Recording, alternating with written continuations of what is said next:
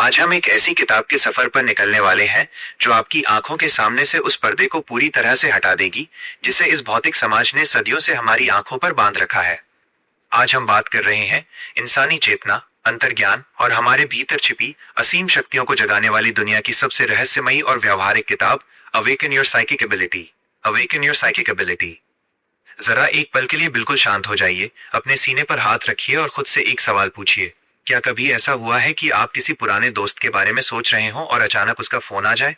क्या कभी ऐसा हुआ है कि आप किसी अजनबी से पहली बार मिले हो और आपके भीतर से एक आवाज आई हो कि ये इंसान भरोसे के लायक नहीं है, और बाद में वो बात बिल्कुल सच साबित हुई हो?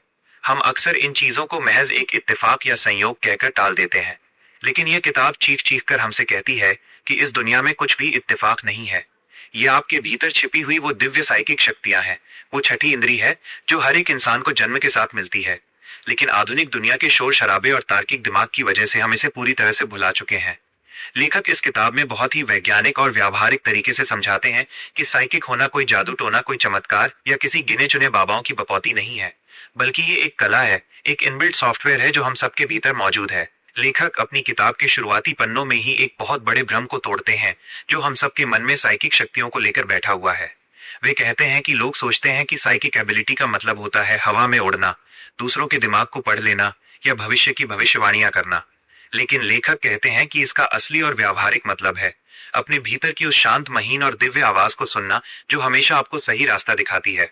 हमारी सबसे बड़ी समस्या ये है कि हम हर समय अपने लॉजिकल माइंड यानी तार्किक दिमाग के गुलाम बनकर जीते हैं। ये तार्किक दिमाग हमेशा डर, शंका, समाज के नियमों और अतीत के बुरे अनुभवों से घिरा रहता है। जब भी हम कोई नया काम शुरू करना चाहते हैं या कोई बड़ा फैसला लेना चाहते हैं तो ये तार्किक दिमाग हजारों तरह के डर हमारे सामने खड़े कर देता है। लेकिन साइकिक एबिलिटी वो शक्ति है जो इस तार्किक दिमाग के शोर को पार करके सीधे उस ब्रह्मांडीय ज्ञान, यूनिवर्सल इंटेलिजेंस से जुड़ती है, जहां हर एक समस्या का समाधान पहले से ही मौजूद है। जब आप इस शक्ति को जगा लेते हैं तो आप जीवन के हर मोड़ पर बिल्कुल सटीक और सही फैसले लेने लगते हैं, चाहे वो आपका करियर हो, आपका बिजनेस हो या आपके रिश्ते हो। यहाँ से पुस्तक हमें उस सबसे बुनियादी और कड़े नियम की तरफ ले जाती है जिसके बिना इस शक्ति को जगाना पूरी तरह से असंभव है, और लेखक इसे कहते हैं ऊर्जा का शुद्धिकरण और grounding, energy purification and grounding. लेखक समझाते हैं कि हमारा यह शरीर सिर्फ हाड़ मांस का ढांचा नहीं है, बल्कि ये एक रेडियो रिसीवर की तरह है जो हर पल इस ब्रह्मांड से ऊर्जा की तरंगों को रिसीव कर रहा है। लेकिन दिक्कत यह है कि हम हर रोज दुनिया भर के लोगों के गुस्से, तनाव, ईर्ष्या और नकारात्मक विचारों की ऊर्जा को अनजाने में अपने भीतर सोखते रहते हैं। जब आपका ये रिसीवर इतनी सारी गंदगी से भर जाता है तो ब्रह्मांड से आने वाले दिव्य संदेश आप तक कभी नहीं पहुंच पाते। इसके लिए लेखक एक बहुत ही सरल अभ्यास बताते हैं जिसे हर सुबह करना बेहद जरूरी है। आपको शांत बैठकर कल्पना करनी होगी कि आपके पैर की उंगलियों से बहुत गहरी जड़ें निकलकर धरती के बिल्कुल केंद्र में जा रही हैं, और आपके भीतर की जितनी भी नकारात्मक ऊर्जा, डर और तनाव है वो सब उस जड़ के रास्ते धरती माँ के भीतर समा रहा है। इसे ग्राउंडिंग कहते हैं। जब आप पूरी तरह से ग्राउंडेड हो जाते हैं तो आपका पूरा चक्रा सिस्टम और आपका ऊर्जा क्षेत्र ऑरा पूरी तरह से साफ और पवित्र हो जाता है, जो साइकिक शक्तियों को जगाने का पहला कदम है। इसके बाद पुस्तक हमें उस अद्भुत मानसिक टूल के बारे में बताती है जो आपकी छठी इंद्री को सक्रिय करने का सबसे बड़ा माध्यम है, और वो है शून्य का अभ्यास, द प्रैक्टिस ऑफ स्टिलनेस। लेखक कहते हैं कि यदि आप सचमुच अपने अंतर्ज्ञान की आवाज को सुनना चाहते हैं तो आपको अपने दिमाग के भीतर चलने वाले विचारों के तूफान को शांत करना होगा। वे एक बहुत ही व्यावहारिक तरीका बताते हैं। हर रोज कम से कम 10 मिनट के लिए एक अंधेरे कमरे में बैठें और अपना पूरा ध्यान अपनी दोनों भौहों के बीच वाले हिस्से पर लगाएं, जिसे हमारे शास्त्रों में तीसरा नेत्र, थर्ड आई और विज्ञान में पीनियल ग्लैंड कहा जाता है। इस दौरान आपके दिमाग में जो भी विचार आ रहे हैं उनसे लड़ना नहीं है, बल्कि एक दर्शक की तरह उन्हें बस आते और जाते हुए देखना है।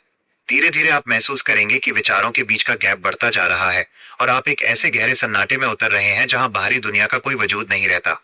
इसी शून्य के भीतर से वो साइकिक सिग्नल्स, वो आंतरिक दृश्य और वो आवाजें प्रकट होना शुरू होती हैं जो आपको आने वाले समय की बिल्कुल सटीक जानकारी दे देती हैं।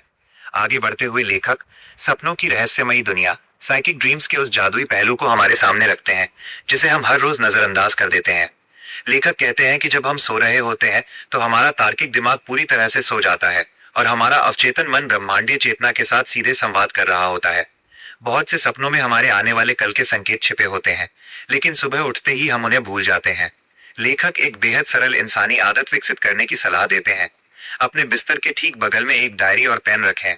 सुबह जैसे ही आपकी आंख खुले, बिना हिले डुले सबसे पहले अपने सपने के हर एक छोटे से छोटे हिस्से को उस डायरी में लिख लें। जब आप लगातार कुछ हफ्तों तक ऐसा करते हैं तो आप अपने सपनों में एक खास पैटर्न देखना शुरू करेंगे।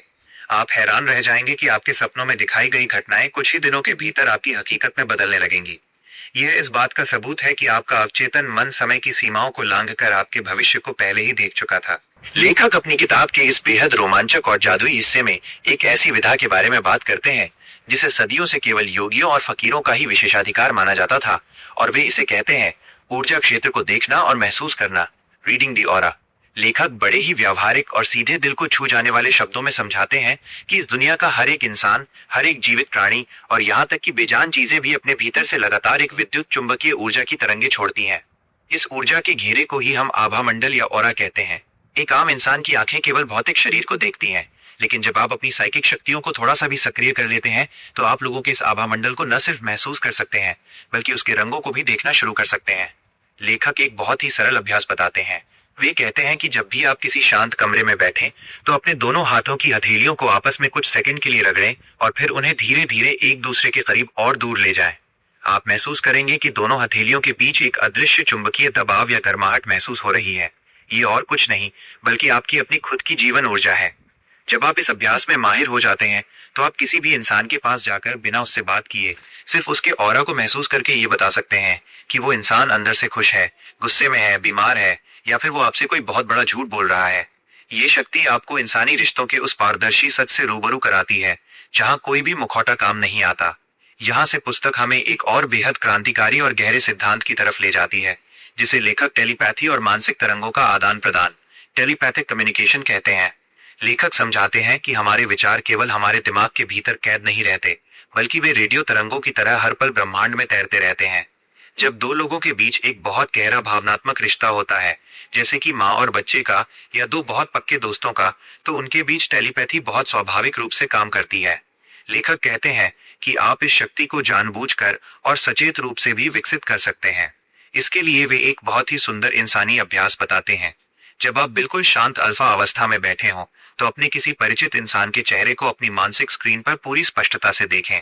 अब अपने दिल की गहराई से एक बहुत ही छोटा और सकारात्मक संदेश, जैसे कि मुझे अभी फोन करो या तुम पूरी तरह से सुरक्षित हो, उस इंसान की तरफ भेजें। लेखक कहते हैं कि आपको ये संदेश किसी दबाव या जबरदस्ती के साथ नहीं बल्कि पानी की एक शांत बूंद की तरह उसके दिमाग में छोड़ देना है।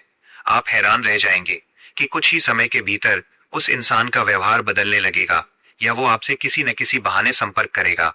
यह अभ्यास इस बात का सबसे बड़ा सबूत है कि हम सब बाहर से भले ही अलग दिखाई देते हों, लेकिन रूह के स्तर पर हम सब एक ही महासागर की लहरें हैं। इसके बाद पुस्तक हमें उस सबसे बड़े और संवेदनशील मोड़ पर लेकर आती है जिसे लेखक क्लेयरवॉयंस यानी दिव्य दृष्टि कहते हैं। लेखक साफ शब्दों में कहते हैं कि दिव्य दृष्टि का मतलब ये नहीं है कि आपको खुली आंखों से भूत प्रेत दिखने लगेंगे।